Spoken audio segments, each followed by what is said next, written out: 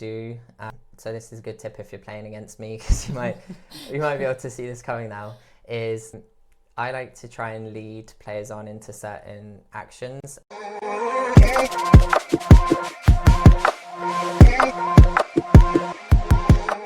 How do you deal with some of these emotions that you might be feeling during the competition, where you might feel a bit of a lack of confidence, you might feel some stress, some anxiety? How do you deal with those emotions and stay focused within that calm state that you've referenced before, while still recognizing that these are emotions that you're feeling? Yeah, so TCGs are a funny one, because you can, in the span of 9-10 hours of playing over 7-8 rounds, you can have some very big highs and some very low lows, or just be consistent throughout, which is obviously what we're aiming for. But you can never really control what experience you're going to have in terms of, again, what matchups you have, you know, what order you're going to draw your cards in, what order your opponent's going to draw their cards in. And there are times when you can get frustrated with what's happening around you, or on the flip side, you can maybe get too overconfident on what you've drawn and what you feel like is going to happen, and those can be difficult situations to manage. Certainly something that it's still a continuous learning process. You know, you need to be able to apply different skills at different times to address those things, but also practice those skills to be able to do it adequately. So some of the things that I do when I'm in those situations are to like refocus my attention when things don't go to plan, or when we're doing really well and then suddenly it shifts. We start to drift our thinking into too far in the future, or potentially what's happened in the past. And that's not where we need to be in performance. We need to stay in the present, because that's how we're going to have impact, right? We need to be able to identify what's happening on the board state and what our outs are potentially. So one thing that I do is to, I've referenced it in a previous video, go through what's important now. So I say to myself, win, and that stands for the what's important now. You know, what do I need to know from the current board state to give it my best shot, I guess, or what's my best out of this situation? Obviously, sometimes there's not necessarily a clear option. Sometimes there is an option, but we can feel very rushed in these situations to make a decision. So by reminding myself what's important now, that reminds me to look at what my opponent's board state looks like, what cards they have, or how many cards they have in hand, resources available, etc. And the same with me, like how many cards do I have, what options do I have in my hand, what resources do I have available. So it's almost like by saying that, I'm refreshing, okay, this is what I need to focus on in this moment, and then try and analyze that situation to come to a decision. I kind of on that same point, I do know that there are some opponents that might try and rush you a bit. Say, are you going to go? Like, have you decided yet? Get a little impatient with it. But I do think sometimes that might be a tactic to make you feel like you need to rush. Mm-hmm. And in that instance, you know the amount of time that you have. And I think it's important to take that time, and going through a process like that might only take you 10-15 seconds to think about it, but kind of recalming yourself, getting exactly where you need to be, but not feeling the need to rush, even if other people make you feel like you need to rush. I think that could definitely have an impact within the middle of the game. Yeah, and of course, it's not to say you know you should waste time. Mm-hmm. We don't want slow play, etc. Typically, you'll be playing ahead of whatever time limit is in your round. So whether that's 50-55 minutes for your best of 3, you'll typically be playing ahead of that level. So it is okay in those key moments to take extra time, and emotions can make us feel like we need to rush those situations. So those are the times to apply those techniques, so that you don't rush that decision and potentially end up losing a key match or a key round as a result of. Well, and I think sometimes it's important for us to recognize we are going to feel these emotions, and to allow yourself to feel the emotion to the point so you can kind of get it out, but not so much so that it interrupts what it is that you're doing. So what are some of the other skills? I know you referenced some of these in the guide as well, but what are some of the other skills that you might employ within a game if you are feeling a little bit nervous, or if you're stressing even more? So deep breathing is obviously a good one. That just helps calm the physiological and psychological side of things as well. So just taking a moment to focus on your breathing can be really helpful. And making sure that the breath out is longer than the breath in, right? Okay, perfect. So coming away from the competition a little bit and thinking more as a TCG player overall, I know you personally have had experiences where you've come away from a competition and not felt great about how you played through your reflection, and other times where you felt really confident and felt really good about it. So overall, as a TCG player, as you're preparing and planning and participating in all of these events, how do you build that confidence and maintain that confidence rather than just feeling like you should give up or maybe feeling a little bit hopeless about everything? Yeah, so after, like, if I've performed badly in a tournament, then it is important to have that space of just, you know, being in that situation of I've not played well, you know, I've not done well today. But then it's again, thinking about the cycle of tournaments. You can't stay in that space because otherwise you're never gonna come out of that space, really. So when you're in that space, it's important to identify, you know, what exactly went wrong in your game plan, and then set action plans past that. So thinking about, okay, based on today's performance, these are the things that I need to work on, and then gradually building up the confidence, changing your deck in weekly plays, playing online, whatever that looks like for your particular TCG.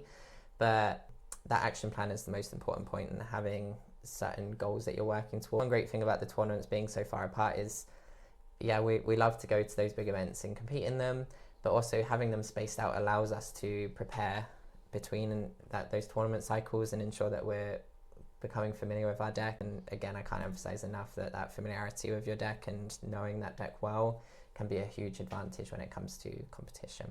And I like that you pointed out that it is important to let yourself feel that in the moment and recognize it. And I think it's okay to say, I didn't play very well.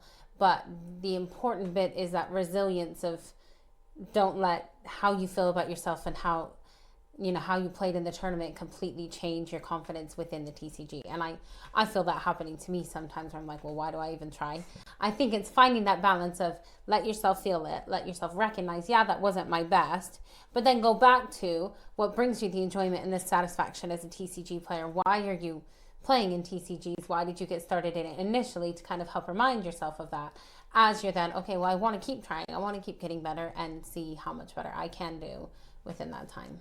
Okay, so we've sort of talked about this, how you recognize your emotions and how you're using them within a tournament, but we sort of talked about recognizing the emotions and allowing yourself to feel those emotions.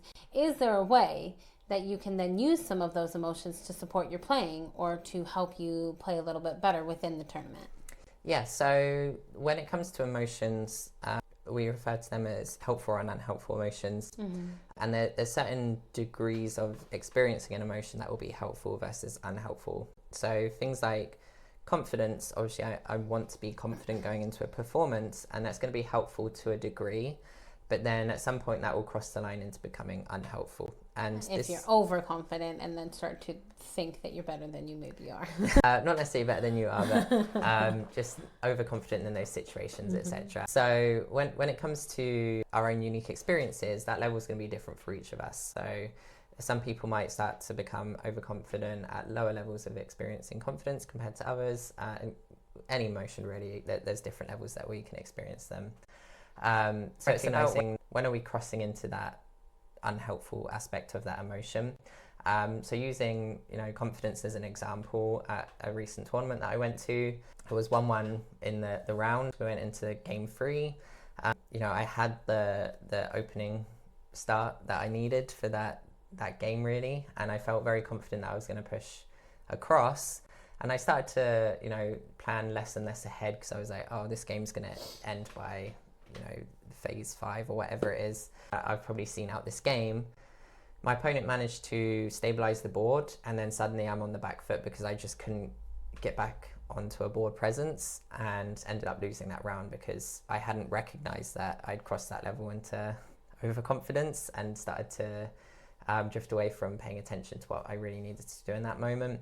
So what I suggest is mapping out some of the emotions that you're feeling during a competition. Start to reflect on, when was these emotions helpful? When were they unhelpful? How did I know they were helpful? How did I know they were unhelpful? So that we can start to map out, this is what I want to be experiencing and when. And I think something that you can find helpful with that is there's all sorts of different emotion thesauruses and emotion wheels and stuff online. There's one in the guide as well where you can go and, because I think sometimes if we take very simplistic approaches to our emotions, it's not as helpful as maybe thinking specifically about the different kinds of emotions, because there's a lot of different ways that you can feel stress, and then recognizing those, like you said. Okay, so as you're playing and as you're feeling those emotions, and you kind of referenced you became a little bit overconfident and maybe a little bit less alert and a little bit less focused in that specific situation. How would you recommend maintaining that focus through long hours? You become a little bit tired, you've been playing for a long time, you've thought about a lot of different things, because this takes a lot of mental capacity to consider all these things. So how do you find that balance of making sure that you're still focused and alert, remaining consistent throughout the day, and not getting to the point where you're not able to continue doing that throughout the entire day?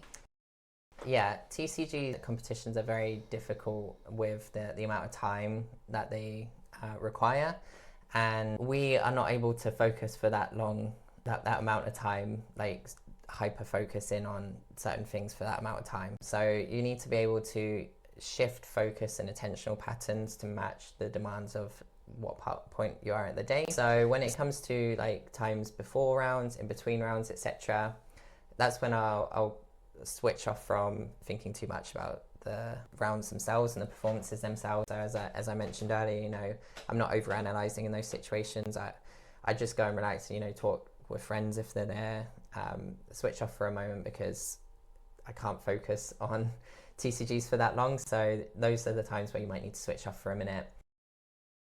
And then when it comes to actually performing within the rounds themselves, you need to be able to swap those attention and styles to match the demands of what's happening on the board. And what I mean by that is, at the start of the round, I might have a broader attention in terms of, these are the potential avenues that things might be going down. My opponent's made this turn one play, so that these are the avenues that I think they might be looking to do. So based off of that, what might I do in my hand? So that's more of a broader attentional style. But then when I'm actually in key moments of the game, that's when I might start to have more of a hyper focus on the board state. And typically you can sense when these aspects of the games are coming up, because you know that this is a pivotal moment, and that's when you really need to lock in and focus on what's happening on that board state. So when it comes to those moments, maybe it's a neck and neck game and we've got even damage on base, or maybe I'm getting lower and lower on base health and I still need to do quite a bit to my opponents, then that's when my attentional style might change a little bit more to, okay, what is the board state currently saying? I can't think too far in the future, because if I think too far in the future, I'm not going to address what's happening on the board state right now. So that's when I'll focus even more on, that narrow style into, these are the cards that my opponent has, these are the cards that I have, what do I need to do in these situations? So as we are kind of thinking a little bit more about gameplay again, we've kind of come back to that a bit.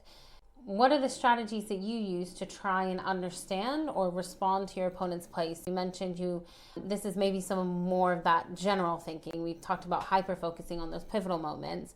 Well, during some of that general thinking, when you're just considering, if my opponent did this, this is what would happen, as you're looking at some of the other parts of the board, how do you help understand and anticipate those and respond to those within the moment? Yeah, so what I try to do in these moments are to think about what I know about their deck, and then know what I know about the opponent as well. So if it's someone that I haven't played against before, then earlier on in the rounds, I'll be looking at signs of if they're very strictly following typical lines of play of the deck, or if there's someone that might, experiment a little bit and try and do other plays as well. So trying to gauge what your opponent is like is also quite important in these situations, because you're not going to be able to adapt effectively if you haven't tried to figure out your opponent's play style. So it's not just about the deck and what cards they might be playing, the small variations in similar deck archetypes, etc., but also how they're typically playing it.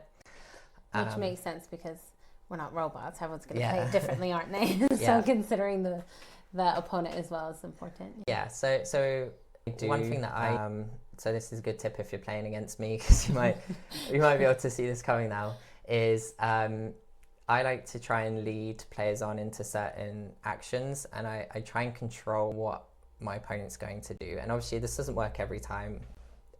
I can't control what they're going to do. I'm just trying to influence the way that they play. It's probably a better way of phrasing it. Manipulate a little bit, maybe. Yeah. So there's key cards in my deck that I know someone will go, that card is out. I can't let that card stay on the board because who knows what's going to happen from there. Even if I don't have that line of play for that particular card, I might still put that out to go down a different line of play. To almost make them nervous that you're going to use that in a way that you don't actually plan to use it. Yeah, so I might adapt if in the situation, if I don't have that line of play that I need, and I see that my opponent's gaining ground on the board state, I might try and influence the way that they play before I can then stabilize the board. So, you know, those cards, I'll put that down, they'll try and target, and that gives me an extra action to then try and figure out what line of play I'm going to do. And of course, doesn't always work, but can be quite effective in terms of the way that I play and adapting. That just comes back around to when you go through that reflection period. Did that work? Did that adapt? Did the way that I adapt to that situation work as well? So, and I think part of being able to understand other opponents and, like you said, learn their styles of play, I think first you need to know your own style of play. So if you take a minute to think about how am I as a player? What are people thinking about me as a player? To recognize some of the things that you use. Am I more of a typical player? Am I a little bit more unique or different in some of the plays that I do? That could be good practice to then try and take that into the competitions and then start analyzing some of your other opponents and start thinking about, okay, this is the type of player that they are. And you can even do that with some of your friends or your weekly play group or whoever it is, I think, because that's a skill that has to be learned, isn't it? Being able to recognize some of these different styles of play and then being able to use what you know about that within the competitions to help you. And you'll probably find that, you know, if you particularly struggle in competitive tournaments but you do well at your weekly plays, you might actually find that you do well because you know the people that you're playing up against. You know their play styles, you know what they're trying to do, but you don't necessarily have that information at larger scale tournaments. So by practicing that skill of identifying early on what behaviors the opponent is demonstrating, etc., you might find that helps you as you progress in the competitive tournament space and being able to adapt against people that you don't necessarily know well or have played against previously. Okay, so now comes a big one. Mistakes. We are imperfect. We make many mistakes. So in the moment, how do you come back from those mistakes while playing? We've talked about reflecting on it afterwards. We've talked about how you can learn from it. But when you make a massive mistake or you just think that was so dumb, why did I do that? How do you come back from that in the moment to not allow it to negatively affect you or lose you the round completely? Yeah. Again, it comes back to, can I control it versus can I not control it? Once I made that mistake, I've accepted it, you know, it's happened. I can't control it anymore. It's in the past. I need to now focus again. What's important now? What do I need to do now to come back from this moment? So I can control what actions I do from that point on. I can't control what's happened in the past. And the other thing to remember is, you know, just because we've noticed that it's a mistake doesn't mean that our opponent has that information unless we react very negatively to it. If you bring more attention to it, then they're gonna try and analyze, you know, what's just happened, why are they like that. If it's a minor mistake, you might be able to get away with it if you're able to control your emotions and the way you respond. And they might just overlook that. Again, they're probably focused on some aspect of their gameplay, so they're not always going to be hyper focused on what you're doing. But we bring attention to it if we go, no, I've messed up there. Yeah. And as we're winding down a little bit here in this interview, there's just a couple more questions to talk about. As a TCG player, you have a lot of experience, and as a performance consultant, you also have a lot of experience. So I think it's really interesting to hear that you as a player are implementing a lot of the skills and strategies that you recognize, but also you're not perfect. You have a wealth of knowledge, but you still have moments where you struggle and you might make mistakes and those kinds of things. And you have your own personal goals as a player. So are there any final tips or suggestions that you have as a TCG player for someone looking to develop some of these mental skills, or maybe someone like me who's not currently competitive, looking to try and become a little bit better and a little bit more competitive? But honestly, when it comes to mental skills, practice is what's important. The more you practice, the more comfortable you become with using these skills, and the more consistent you become with using the skills. They should become second nature in terms of when you're out there competing.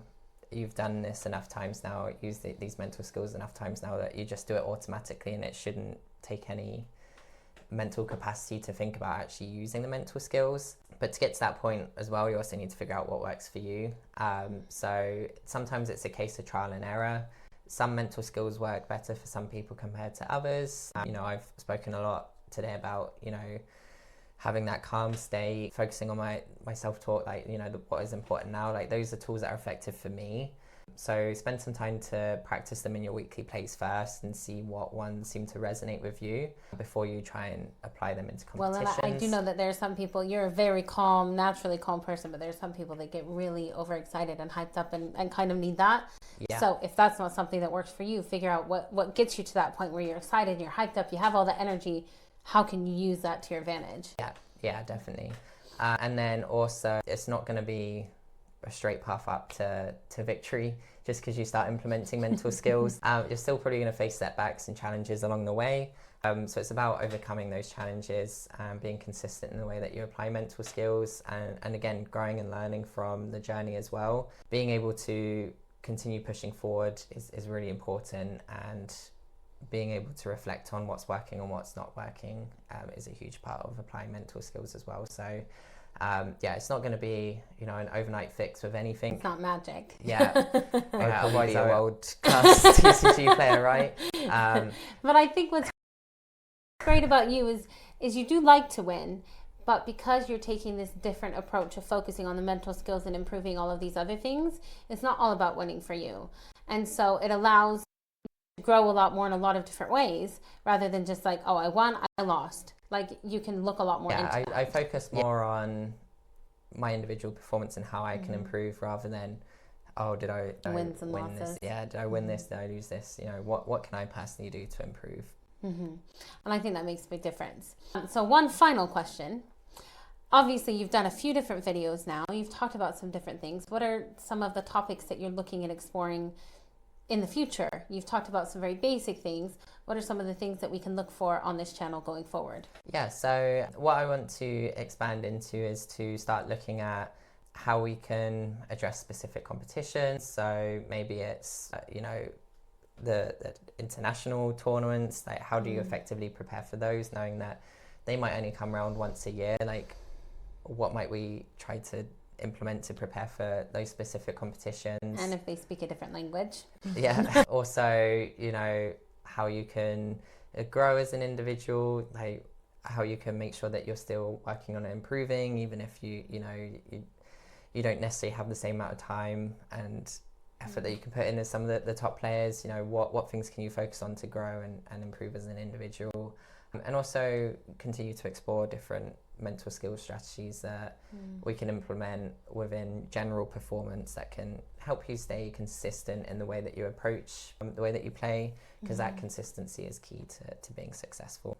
Yeah, there's a lot out there, definitely.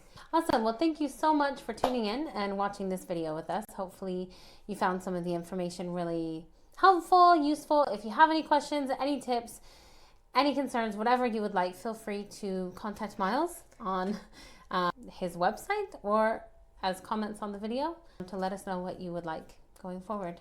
Yeah, as I said earlier, make sure to like and subscribe. And as always, go ahead and win that mind game meta. And if you want to see me again in the future, come back.